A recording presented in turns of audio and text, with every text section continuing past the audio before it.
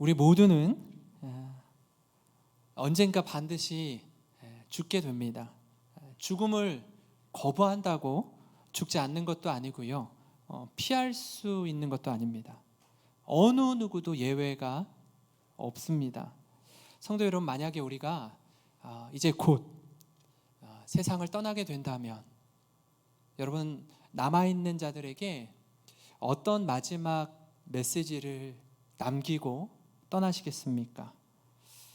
만약에 저는 아직 젊어서요, 저는 아직 건강해서요, 죽음에 대해서는 딱히 생각해 보지 않았습니다 하시는 분이 계시다면 오늘 댁으로 돌아가셔서 건강할 때에, 혼미하지 않을 때에 과연 어떤 말을 남기고 나는 이 땅을 떠날 것인가 한번 생각하시고 기록해 보는 시간을 가지면 좋겠습니다. 저도 오늘 이 말씀을 묵상하면서 아마 제가 한두 번 말씀을 드렸습니다. 강단을 통해서 저희 할머니의 마지막 메시지, 할머니의 마지막 유언을 다시 한번 이 편지를 한번 살펴봤습니다. 보면서요, 제가 늘 볼 때마다 이렇게 마음이 울컥해요. 왜냐하면 아주 어렸을 때부터 할머니와 함께 살았고 할머니의 임종까지 저희 집에서 돌아가셨는데 모든 유족들이 모인 가운데 이렇게 머리맡에 빙 둘러 앉아서 할머니가 생전에 좋아하셨던 찬양들을 부르며 할머니가 마지막에 이렇게 눈을 딱 뜨시고 자녀들, 손자, 손녀들이 다 모인 가운데 이렇게 눈으로 한번 쫙 다 보시더라고요. 이렇게 누가 안 왔나 하는 것처럼, 누가 왔나 하는 것처럼 다 보시고 눈을 감고 하나님 품에 안기신 그 장면을 제가 또렷이 기억합니다. 그렇게 할머니가 부르심을 받고, 사실은 할머니가 어떤 편지나 유언이 있는지 몰랐습니다. 유품을 정리하는 가운데 할머니 경로우대증이 하나 있더라고요. 보니까 1915년 9월 14일생입니다. 이런 보건사회부 장관이 이 나라에서 좀 경로우대증이라는 게 있구나 이렇게 보고요. 또 하나는 할머니가 남긴 이 편지를 정말 한 글자 한 글자 정성껏 눌러서 쓴 편지가 있는데 제가 한번 읽어드리겠습니다. 사랑하는 현웅아, 현이라, 할머니 세상 떠나면 농협 통장에 돈 많지 않으나 찾아서 하나님께 11조 드리고 현일이와 똑같이 노나 써라. 그리고 예수 잘 믿고 부모님께 효도하고 형제에게 우애하고 훌륭한 사람 되길 바란다. 할머니가 할머니 옷갈피에 금반지 있으니 엄마에게 드려라. 할머니 초등학교도 못 나왔습니다. 할머니가 창세기부터 요한계시록까지 성경을 필사하신 성경이 저희 아버지가 유품으로 가지고 계십니다. 글씨를 거의 그렸죠. 쓴 게 아니라. 할머니가 사실 황해도에 살다가 6.25 한국전쟁 때 내려오셨습니다. 남편이 너무 일찍 세상을 떠났고 남겨진 자녀들을 홀로 양육하셨습니다. 할머니는요, 자녀에게 물려줄 유산이 거의 없었습니다. 단 하나 있다면 어떤 경우에라도 하나님을 향한 믿음을 끝까지 지킨 그 신앙의 유산, 그거 하나 외에는 물려준 게 없습니다. 그런데 이 유산을 통해서 제가 이 자리에 설 수 있게 된 것입니다. 그 어떤 것보다도 가장 값진 유산 아니겠습니까? 그러면서 제 사진을 좀 돌아봤습니다. 나는 과연 인생의 마지막에 무엇을 남길 것인가? 우리 자녀들에게 꼭 전해주고 싶은 메시지는 무엇일까 하고 말입니다. 오늘 여호수아가 가나안 정복 전쟁을 마치고 이제 가나안 땅에 평화가 이른 후에 그의 인생 마지막에 놓이게 됩니다. 나이가 늙은지라 이렇게 말하고 있습니다. 영적으로 혼미해지지 않은 상태입니다. 힘을 다해서 말할 수 있는 상태이지만 이제 내가 이 땅에서 살 날이 얼마 남지 않았구나가 인식되는 때였어요. 그때 이스라엘 백성들을 다 모아두고 마지막 메시지를 전하는 내용이 오늘 말씀입니다. 이 말씀을 통해서 우리 생애 가운데 무엇을 붙들고 앞으로 살아가야 하는지, 또 무엇을 남길 것인지 마음에 새기고 도전받는 은혜의 시간이 되기를 간절히 소망합니다.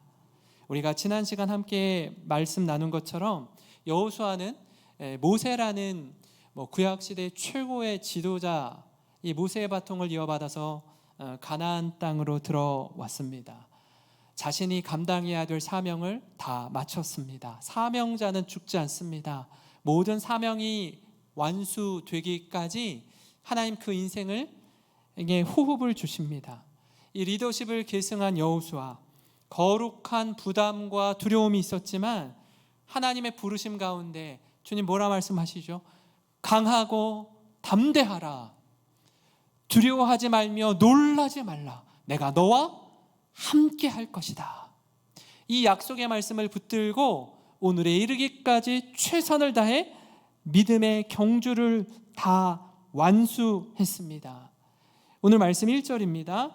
여호와께서 주의 모든 원수들로부터 이스라엘을 쉬게 하신 지 오랜 후에 여호수아가 나이 많아 늙은지라. 여러분, 출애굽해서 가나안 땅에 입성하기까지 많은 세월이 흘렀습니다. 그리고 그 땅에 평화가 찾아왔습니다. 이제는 모세가 떠난 그 발자취를 따라 자신도 하나님의 부르심을 받기 직전입니다. 사람이 마지막을 앞둘 때 여러분 그때를 직감적으로 안다라고 해요, 보통. 그래서 우리의 입술을 열어서 말할 수 있을 때, 또는 우리가 글을 써서 표현할 수 있을 때, 정신이 혼미해지기 전에 우리의 진심을 표현하는 것이 너무나 중요합니다. 여호수아도 그랬던 것 같아요. 이스라엘 백성들을 다 자신 앞으로 부르고 마지막 메시지를 전하는데요, 제가 이 말씀을 묵상하면서 연로하신 우리 성도님들이 생각났습니다. 우리 교회에는 연세 있으신 분들이 많이 계시는데요, 신방을 가서 만나보면 지난날 이 영생교회를 위해서 충성하고 헌신하신 분들의 이야기들을 이렇게 나눠 주십니다. 제가 눈으로 보지는 못했지만 이야기를 들으면서 이분들의 수고와 눈물과 땀의 열매가 오늘의 영생교회 공동체이구나, 이걸 깨닫습니다. 그러면서 이분들이요, 말씀을 하시다가 이렇게 눈물을 그렁그렁 하세요. 왜 그런가 했더니 그 젊은 때에 그렇게 하나님 앞에 마음껏 헌신했던 시간들이 너무나 소중한 추억으로 간직될 뿐 아니라 오늘 지금 이 시간 그렇게 하지 못하는 것에 대한 아쉬움과 안타까움이 가득하신 거예요. 이제는 힘을 다해 섬기고 싶어도 힘이 빠져 있어요. 육신의 이곳저곳이 편치 않은 겁니다. 섬길 수 있는 때가 있구나. 기회 있을 때에 힘을 다해서 섬기는 것, 너무나 값진 일이라는 것을 깨닫습니다.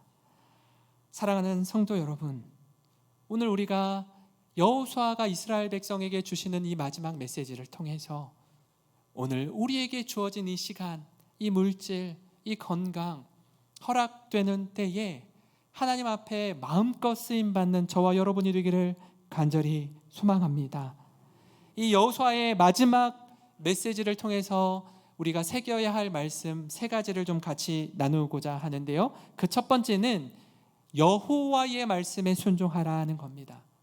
여호수아, 내 이야기, 내 말 꼭 기억하고 내 말에 순종하라는 것 아니고 여호와 하나님의 말씀에 순종하라고 합니다. 세상을 떠나기 전 마지막으로 남기는 말을 유언이라고 합니다. 유언에는요, 힘이 있습니다. 강력한 메시지가 있습니다. 그래서 유족들은 가능한 그 유언을 따릅니다. 남은 자들에게 주는 마지막 메시지이기 때문에 그렇습니다.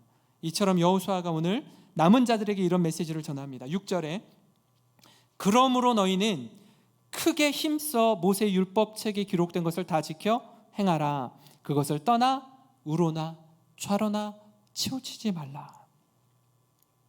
여호수아는요, 남은 자들에게 어디에 힘을 써야 되는지, 어디에 힘을 빼야 하는지 가르쳐 줍니다. 여러분, 우리가 힘을 써야 할 것과 힘을 빼야 할 것을 구별하지 못하면요, 굉장히 힘든 인생을 살아가게 됩니다. 하나님의 말씀을 붙들고 그 말씀을 떠나 좌우로 치우치지 말고 말씀 생명으로 여기고 그 말씀에 순종하라고 말씀해요. 여러분, 우리가 왜 좌우로 치우칠까요? 좌우로 치우치는 이유가 뭐죠? 분명한 하나님의 말씀이 있는데 이 말씀을 우리 상황에 따라, 환경에 따라, 대하는 사람에 따라 다르게 적용하고 해석하려고 하기 때문입니다. 그럼 왜 하나님의 선명한 말씀이 있음에도 불구하고 다르게 해석하고 적용하려고 할까요? 우리 생각이, 내 경험이, 내 인맥이 하나님 말씀보다 더 앞서서 작동하기 때문에 그렇습니다.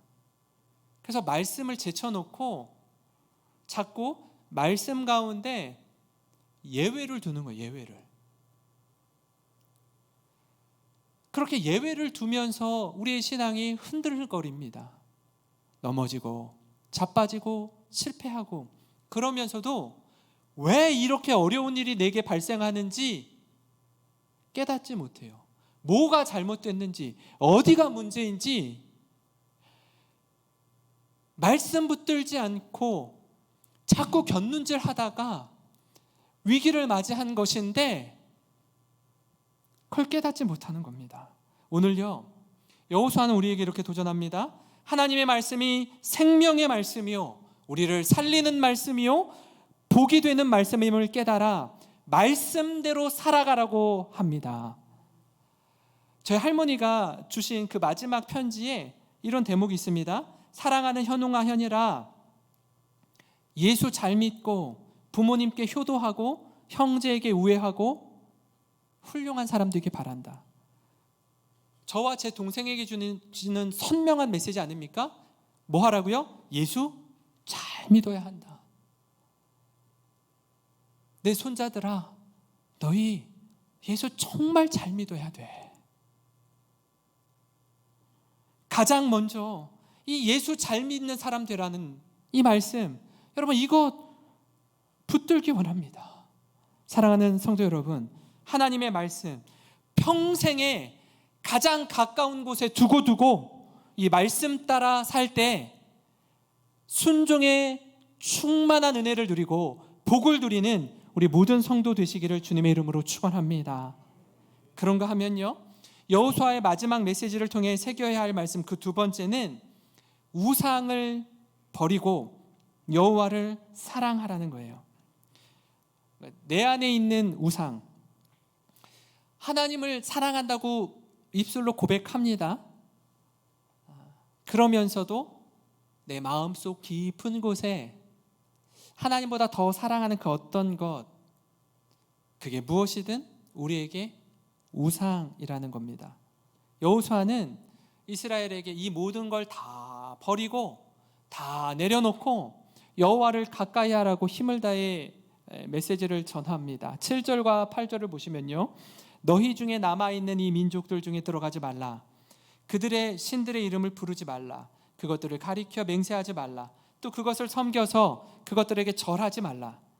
오직 너희 하나님 여호와께 가까이 하기를 오늘까지 행한 것 같이 하라. 여러분, 사실 그 모세를 위시해서 또 여호수아를 통해서 가나안 정복 전쟁을 펼칠 때 하나님이 가나안 족속들을 다 멸하라고 말씀하셔요. 근데 오늘 말씀해 보니까 이스라엘 백성들이 가나안 땅의 몇몇 사람들을, 민족들을 살려두었다라는 걸 우리가 알 수 있습니다. 여호수아가 그들 민족 가운데 들어가지 말래요. 그들과 함께 하지 말라고 하면, 어울리지 말라고 해요. 일단 살려둔 것 자체가 말씀에 불순종한 것이고요. 또 그들과 함께 어울리지 말라는 이유가 뭘까요?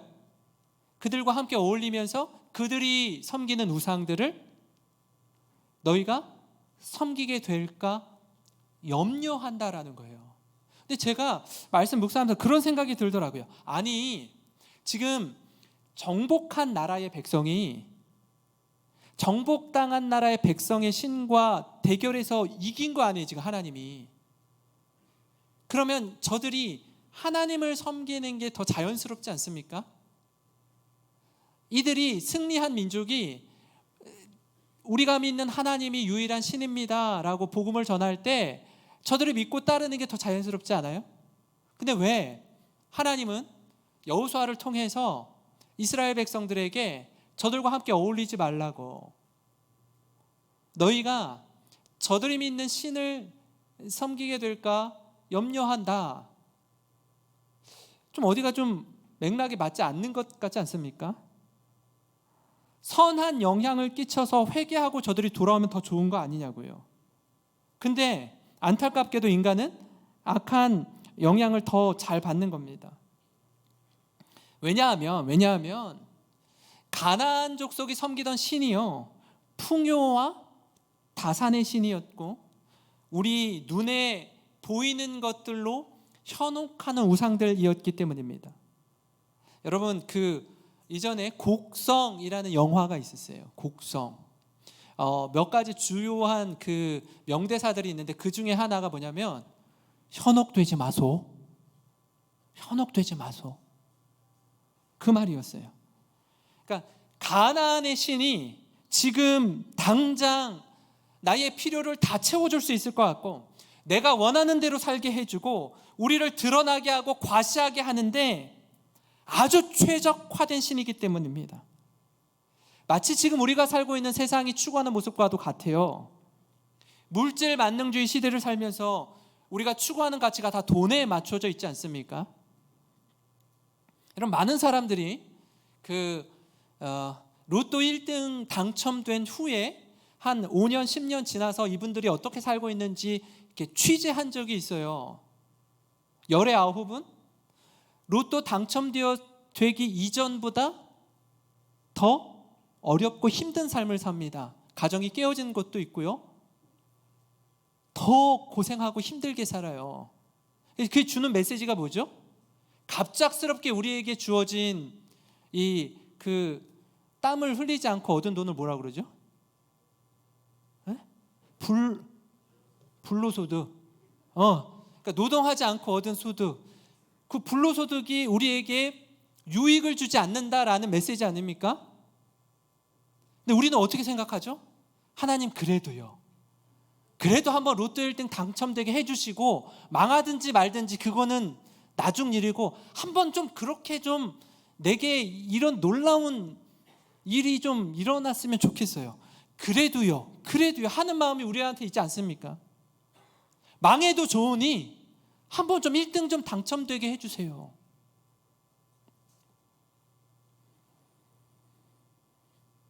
이게 가나안이 추구하는 신에 현혹되는 거예요.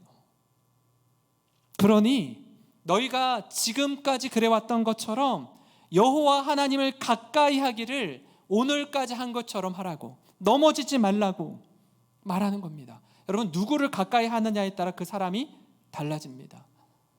끼리끼리 논다고 하잖아요. 비슷한 사람들끼리 어울리게 되어 있습니다. 누구를 어떤 신을 섬기느냐에 따라서 우리 인생이 완전히 달라집니다. 11절에 여호수아가 이렇게 말하는데요. 그러므로 스스로 조심하여 너희 하나님 여호와를 사랑하라. 스스로 조심해서 마음의 길, 마음의 물꼬를 어디로 향해야 되는지를 가르쳐 줍니다. 하나님을 가까이 하고 하나님을 뜨겁게 사랑할 때에 죄와 악으로부터, 우상 숭배의 자리로부터 멀어지게 되고 떠날 수 있게 됨을 믿으시기 바랍니다. 사랑하는 성도 여러분, 우리가 어디 마음을 두고 있는지, 무슨 일에 많은 시간을 사용하고 있는지 한번 생각해 보면 좋겠습니다. 왜냐하면 그것이 바로 우리가 사랑하는 것이기 때문에 그렇습니다. 내가 어떤 생각에 사로잡혀 있는지 한번 곰곰이 생각해 보세요. 그걸 잘 모르시겠으면 여러분 댁으로 돌아가셔서 가계부를 한번 펼쳐서 가계부에서 내 수입의 어느 영역에 가장 많은 지출이 있는지 한번 이렇게 지출 내역을 한번 보세요. 거기에 우리의 마음을 쏟고 있는 겁니다. 아주 선명하게 드러납니다.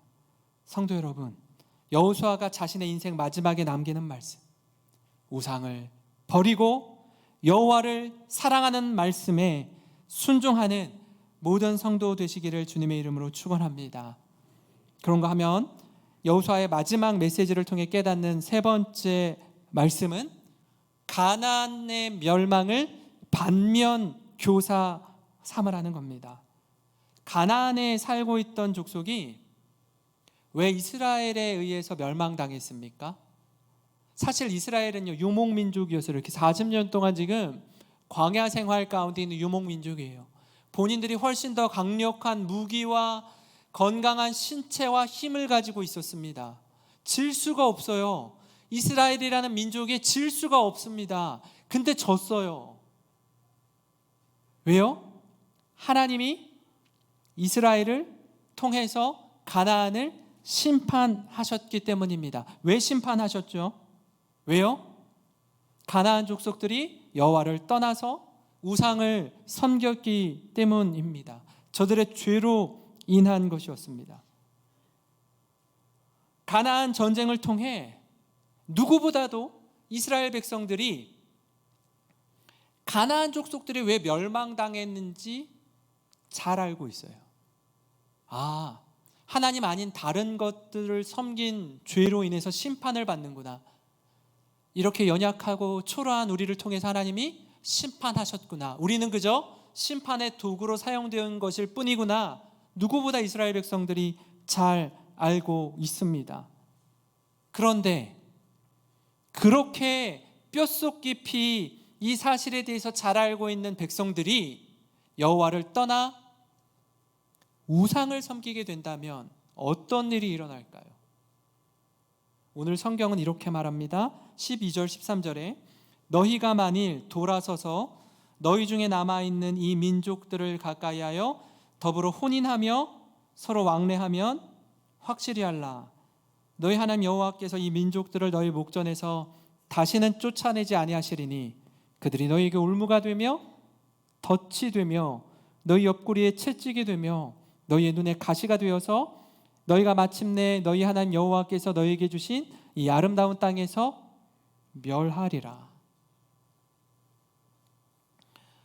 남겨둔 그 민족들이요, 저들의 찌르는 채찍이 되고 눈에 가시가 되고 올무가 되고 덫이 된대요. 결국에 어떻게 해요? 너희도 멸망당할 것이다 라고 경고합니다. 이 말씀을 우리가 엄중히 받아야 합니다. 그들은 역사를 통해서 가나안 땅에서 어떻게 하나님 백성의 삶을 살아야 하는지 분명히 주님 말씀을 통해서 깨닫게 해주셨는데, 그럼에도 불구하고 다른 길로 갈 때 마주하게 될 심판에 대해서 여호수아를 통해 엄중하게 경고합니다. 이스라엘도 예외가 아니라는 거예요. 그럼에도 불구하고 많은 경우에 뭐라고 얘기하죠? 에이, 괜찮아. 우리 하나님 믿는데 뭐, 내 신앙생활 이만큼 했는데 뭐, 내 헌금 생활 잘하는데 뭐, 이 정도 좀 엇나갔다고 하나님 뭐라 하지 않으셔. 괜찮다고. 하나님 질끈 눈 감고 계신다고. 뭐가 문제냐고. 이런 거짓 메시지를 스스로에게도 말하고요, 주위에 많은 목회자들이 이런 거짓 메시지를 전해주는 겁니다. 가나안 전쟁을 통해서 반면 교사를 삼아야 함에도 불구하고 나는, 우리 가족은, 우리 민족은 하나님 말씀 앞에서 계속 예외를 두는 거예요. 아까 말씀드린 것처럼 자꾸 좌우로 치우치고 흔들리고 스스로 유혹 가운데 노출되고 그럼에도 불구하고 괜찮다라고 말하는 겁니다. 15절 16절에서 좀 더 구체적으로 이렇게 말씀하시는데요, 너희의 하나님 여호와께서 너희에게 말씀하신 모든 선한 말씀이 너희에게 임한 것 같이 여호와께서 모든 불길한 말씀도 너희에게 임하게 하사 너희 하나님 여호와께서 너희에게 주신 이 아름다운 땅에서 너희를 멸절하기까지 하실 것이라. 만일 너희가 너희 하나님 여호와께서 너희에게 명령하신 언약을 범하고 가서 다른 신들을 섬겨 그들에게 절하면 여호와의 진노가 너희에게 미치리니 너희에게 주신 아름다운 땅에서 너희가 속히 멸망하리라. 그러니까 모든 선한 말씀뿐 아니라 모든 불길한 말씀도 우리에게 임한다라는 거예요. 하나님 말씀에 예외가 없다라는 겁니다. 사랑하는 성도 여러분, 여호수아가 그의 인생 마지막에 주는 메시지, 여러분 이 메시지를요 좀 무겁게 받으셔야 합니다. 평생을 주님과 동행하면서 그 마음 깊은 곳에 새겨진 말씀 아니겠습니까? 근데 우리가 말씀에 대해서 너무 무게감 없이 가볍게 받을 때가 많이 있습니다. 그 말씀을 기억하면서 우리 역시 주의 말씀대로 살 때 누리는 복과 은혜에 대한 감사가 있기를 바라고, 훗날 우리가 이 세상 떠날 때의 마지막 남겨줄 메시지, 그게 무엇인지 마음속 깊이 새겨 우리의 자손들에게, 우리의 다음 세대에게 믿음의 길을 걸어갈 수 있도록 그 길을 활짝 열어주는 우리 모든 영생에 속한 성도님 되시기를 주님의 이름으로 축원합니다.